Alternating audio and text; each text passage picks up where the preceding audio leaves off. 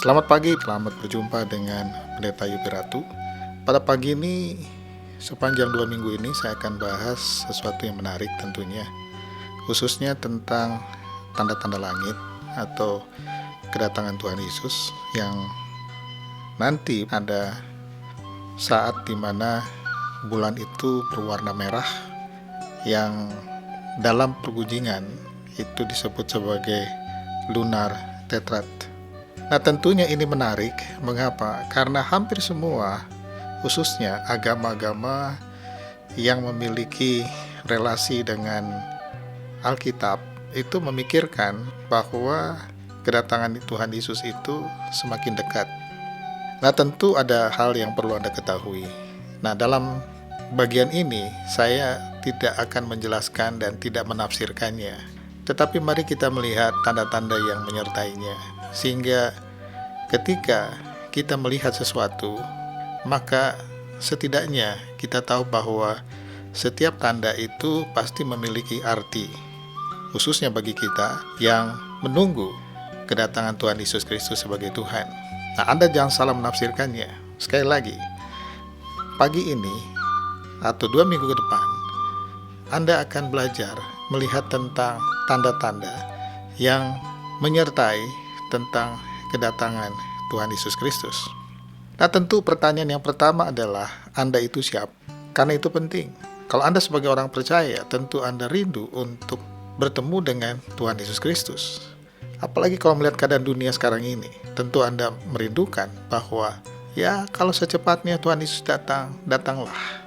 Arti Maranatha adalah sebuah ungkapan kerinduan bahwa orang percaya pada masa itu sangat menantikan kedatangan Tuhan Yesus Kristus sebagai Tuhan dan tentu sebagai Raja. Nah, kalau Anda melihat keadaan masa kini, maka Anda kini berada di era chip. Hampir semua. Coba Anda lihat kartu penduduk Anda, itu chip. Artinya bahwa nama Anda sudah tercatat dan sistem ini online dan Anda bisa pindah kemana saja di negeri ini. Apalagi kalau Anda pergi keluar misalnya, data Anda cukup untuk membuktikan Anda itu siapa. Nah, seandainya saya punya 2 KTP, itu tidak mungkin lagi. Karena sudah sistem online dan nama Anda tercatat dan data Anda itu sudah valid, artinya bahwa tidak akan ada 2 orang yang sama di negeri ini. Memang betul dalam kependudukan, bisa saja. Karena beberapa daerah misalnya masih belum mendatanya dengan baik. Tetapi sekali lagi, dengan sistem chip yang ada dalam kartu penduduk Anda, itu menunjukkan Anda sudah tercatat secara resmi sebagai penduduk dan warga negara di negeri ini, yaitu negeri Indonesia. Yang kedua, chip sebenarnya diawali sebagai kebutuhan yang positif. Awalnya, semua digunakan seperti KTP dan seterusnya. 1 Tesalonika 5 ayat 4 dan 5. Tetapi kamu saudara-saudara, kamu tidak hidup dalam kegelapan, sehingga hari itu tiba-tiba mendatangi seperti pencuri, karena kamu semua adalah anak-anak terang dan anak-anak siang. Kita bukanlah orang-orang malang atau orang-orang kegelapan. Nah, Rasul Paulus ketika menuliskan ini, dia mengingatkan jemaat di Tesalonika bahwa kita bukan anak-anak kegelapan, sehingga hari itu tiba-tiba mendatangi seperti pencuri. Karena kamu semua adalah anak-anak terang dan anak-anak siang. Kita bukanlah anak-anak malam atau orang-orang kegelapan. Dengan kata lain, sebenarnya ayat ini menunjukkan Anda dan saya tahu pasti kapan Yesus datang. Sekali lagi, Anda jangan salah menafsirkannya. Ayat ini menunjukkan bahwa Anda pasti tahu karena kita adalah anak-anak siang. Nah, seperti yang saya katakan tadi, sadarkah Anda saat ini sedang berada dan dibawa masuk dalam sebuah sistem yang mau tidak mau nama kita sudah tercatat. Memang belum ada sesuatu yang menunjukkan pada tubuh kita, yang menunjukkan bahwa kita adalah siapa. Tetapi catatan yang ada menunjukkan bahwa di dalam kartu yang Anda miliki, maka Anda tercatat resmi. Dan catatan itu menunjukkan siapakah Anda sebagai warga negara di negeri ini. Coba Anda balikkan kartu Anda, maka Anda akan melihat satu data di situ yang menunjukkan bahwa disitulah tersimpan chip dalam kartu Anda. Di Amerika ada Obamacare. Nah, Obamacare ini adalah pin yang diimplan atau microchip yang diimplan, itu dimasukkan ke dalam tubuh seseorang untuk menunjukkan siapakah dia sebenarnya. Tentu harus ada yang memulai. Misalnya, apakah Anda memiliki asuransi? Nah, asuransi sebenarnya menunjukkan data bahwa Anda memiliki hak untuk mendapatkan hari esok Anda atau jaminan bagi Anda. Nah, di dalamnya juga itu ada chip atau tanda yang menunjukkan bahwa Anda itu siapa. Nah, Mid Media Lab itu diimplan ke tubuh Anda. Ada berbagai macam. Anda bisa buka di website misalnya. Ada yang diletakkan di jari-jari Anda. Ada seperti kayak kalau Anda genggam ponsel misalnya. Dan tanda-tanda itu adalah tanda-tanda yang menunjukkan bahwa siapakah Anda pemilik dari nomor atau sistem yang ada. Nah, perhatikan dua letak implan chip yang mendorong manusia untuk memenuhi nubuatan Alkitab. Chip yang ditato itu memang di dahi diletakkannya. Yang kedua, di dekat urat nadi. Nah, disitulah tempat untuk chip ditanamkan. Nah, saya bertanya, bagaimana orang dunia bisa meletakkannya pada tubuh manusia, dan itu persis sekali dengan apa yang Alkitab katakan. Yang kedua, tato di atas telah dijadikan keputusan sebagai tanda di mana chip diimplan ke tubuh manusia. Sekali lagi, yang kedua, tato yang di atas, apakah di antara dua alis dan di atasnya dan juga di tangan, itu chip yang diimplan ke tubuh manusia. Nah, dalam buku Tanda-tanda Langit, karena kami mengarangnya bertiga, kami melihat bahwa kami memakai hari-hari besar Israel. Mengapa? Karena ada dua musim yang dikenal dalam kehidupan bangsa Israel. Hari raya di musim hujan dan hari raya di musim panas. Nah, hari raya di musim hujan itu adalah Paskah, Buah Sulung, dan Pentakosta. Nah, ketiga bagian ini itu sudah tergenap. Nah, hari raya musim panas itu hari raya Serunai, hari raya Pendamaian, dan hari raya Pondok Daun. Nah, 3 hari raya ini adalah 3 hari raya momentum yang besar, dan 3 hari raya ini adalah hari raya yang dinantikan dan akan dirayakan secara besar. Nah, dasar pertimbangannya tentu, saya harap kalau Anda memiliki buku di mana saya dengan 2 rekan lain menulisnya, kalau Anda membacanya, saya yakin bahwa itu akan merangsang Anda setidaknya untuk memikirkan bahwa benarkah waktu dan tanda itu penting bagi kita. Dan saya yakin bahwa tanda itu penting bagi kita karena tanda adalah menunjukkan tentang waktu.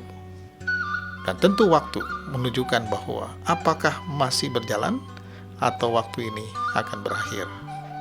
Sebagaimana Tuhan Yesus lahir ditandai adanya bintang di timur, maka kedatangannya Yesus yang kedua kali juga ditandai dengan tanda. Nah, Kisah 2 ayat 20, matahari akan berubah menjadi gelap gulita dan bulan menjadi darah sebelum datangnya hari Tuhan, hari yang besar dan mulia itu. Artinya ada peristiwa besar yang akan terjadi. Dan peristiwa besar itu ditandai dengan tanda di langit, yaitu gelap gulita dan bulan menjadi darah sebelum datangnya hari Tuhan. Ingat, ayat ini menunjukkan bahwa before, sebelum. Dalam Yoel pasal 2 ayat 31 dan 32, Matahari akan berubah menjadi gelap gulita dan bulan menjadi darah sebelum datangnya hari Tuhan yang hebat dan dahsyat itu. Dan barang siapa yang berseru kepada nama Tuhan akan diselamatkan. Nah, pernyataan tersebut pasti akan dipenuhi. Dalam Wahyu 6 ayat 12, maka aku melihat ketika anak domba itu membuka meterai yang ke-6, sesungguhnya terjadilah gempa bumi yang dahsyat, dan matahari menjadi hitam bagaikan karung rambut, dan bulan menjadi merah, seluruhnya bagaikan darah. Nah, blood moon inilah merupakan tanda yang ditunggu sebenarnya. Dan kalau Anda melihat dalam gambar atau dalam buku yang kami tulis, maka Anda akan lihat bahwa ada 2 tahun lalu dan tahun ini, ada 2 peristiwa yang luar biasa terjadi. Dan di dalam 2 peristiwa itu jatuhnya persis pada 3 hari raya berdekatan, untuk menunjukkan bahwa apakah tanda-tanda itu kebetulan atau tidak. Dan saya yakin bahwa tidak ada sesuatu pun yang kebetulan di dunia ini. Nah, seorang pendeta, Mark Blitz, menemukan ada 2 tahun berturut-turut di hari raya Israel ada gerhana total.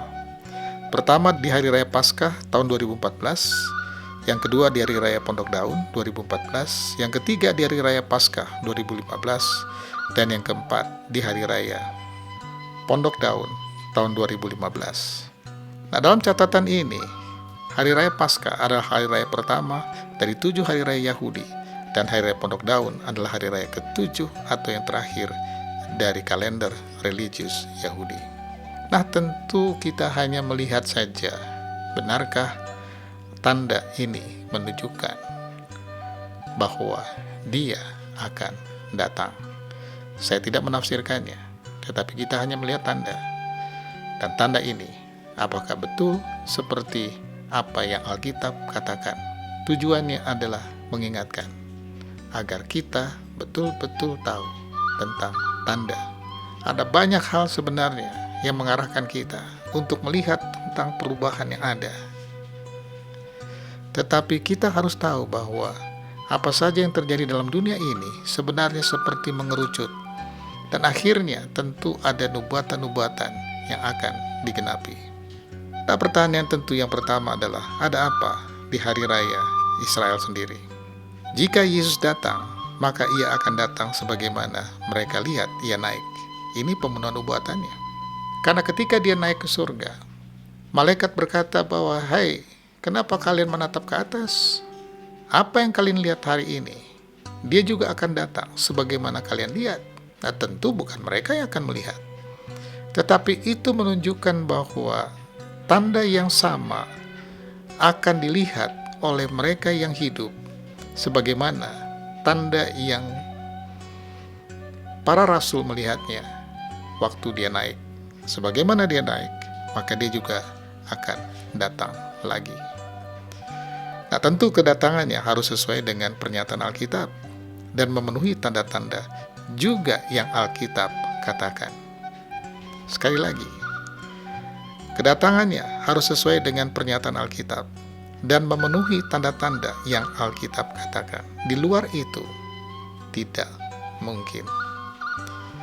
Setidaknya ada 2 ayat yang harus dipenuhi. Hari Raya Serunai diperingati Israel dengan meniup serunai untuk mengingatkan mereka agar tidak menyembah anak lembu emas atau berhala. Ketika umat meniupkan serunai, itu menunjukkan bahwa sebuah peringatan bahwa itulah tanda di mana mereka tidak boleh menyembah anak lembu emas atau berhala. Karena Tuhan mau anak-anaknya itu menyembah hanya Dia saja. Sekali lagi, yang Tuhan mau adalah hanya menyembah Dia saja, bukan yang lain. Penggenapan Hari Raya Pondok Daun, jika ini benar, maka akan terjadi pengangkatan orang percaya. Kami tidak menafsirkannya. Sekali lagi, Anda jangan salah paham tentang pagi ini. Saya hanya ingin mengingatkan saja bahwa jika kita melihat semua perubahan yang ada, maka sebenarnya kita sedang mengerucut menuju ke satu titik bersama, bahwa tanda-tanda itu menunjukkan waktunya semakin dekat. Karena itu, waspada dan berjaga-jaga. 1 Tesalonika 5 ayat 1 dan 4. Tetapi tentang zaman dan masa, saudara-saudara, tidak perlu dituliskan kepadamu, karena kamu sendiri tahu benar-benar bahwa hari Tuhan datang seperti pencuri pada malam. Apabila mereka mengatakan semuanya damai dan aman, tiba-tiba mereka ditimpa oleh kebinasaan, seperti seorang perempuan yang hamil ditimpa oleh sakit bersalin, maka pasti tidak akan luput. Tetapi kamu, saudara-saudara, kamu tidak hidup dalam kegelapan, sehingga hari itu tiba-tiba mendatangi kamu seperti pencuri. Dengan kata lain, bahwa Rasul Paulus mengingatkan jemaat di Tesalonika bahwa ada tanda yang akan menjelaskan tentang hari kedatangannya. Sekali lagi, bukan tiba-tiba, tetapi menunjukkan dia pasti akan datang. Wahyu 3 ayat 3. Karena itu ingatlah bagaimana engkau telah menerima dan mendengarnya. Turutilah itu dan bertobatlah, karena jikalau engkau tidak berjaga-jaga, aku akan datang seperti pencuri, dan engkau tidak tahu pada waktu manakah aku tiba-tiba datang kepadamu. Nah, ayat ini sekali lagi hanya untuk mengingatkan kita bahwa kita bukan tahu, tetapi kita harus waspada, karena tanda sudah diberitahu oleh Dia sebelumnya. 1 Tesalonika 2 ayat 19. Sebab siapakah pengharapan kami, atau sukacita kami, atau mahkota kemegahan kami di hadapan Tuhan Yesus, Tuhan kita, pada waktu kedatangannya, kalau bukan kamu. Ini nasihat Rasul Paulus. Sebab siapakah pengharapan kami, atau sukacita kami, atau mahkota kemegahan kami di hadapan Yesus Tuhan kita, pada waktu kedatangannya, kalau bukan kamu. Nah, Rasul Paulus mengingatkan bahwa kalau seandainya Tuhan datang, maka yang menjadi kebanggaan Rasul Paulus tentu adalah kita, karena kitalah yang tahu tentang kedatangannya. Dengan kata lain, siap untuk menyambutnya. Terima kasih untuk pagi ini. Ada banyak data sebenarnya, hamba-Mu terbatas dengan waktu. Tetapi setidaknya kami diingatkan untuk waspada, sehingga apa saja yang kami pikirkan itu menjadi pikiran-Mu. Dan ketika kami membaca firman-Mu, kami diteguhkan, diingatkan, dihibur, dikuatkan. Ketika badai datang, kami tahu bahwa ada sesuatu yang pasti terjadi. Tuhan Yesus berkati kami pada pagi ini, berkati keluarga, berkati usaha, berkati apa saja yang kami lakukan, sehingga mata kami hanya tertuju kepadamu. Dan kami percaya bersama dengan-Mu, kami akan mengalami kemenangan. Terima kasih, Engkau sungguh baik, karena Engkau sudah menjelaskan dan memberikan data yang begitu lengkap, sehingga kami tidak khawatir untuk menghadapi hari esok. Dalam nama Tuhan Yesus kami berdoa, kami mengucap syukur. Amin. Ayo maju terus. Jangan lupa, apa yang saya katakan pagi ini bukan menafsirkan, tetapi hanya untuk mengingatkan bahwa waktunya tidak lama lagi. Dalam nama Tuhan Yesus, dan Anda pasti diberkati.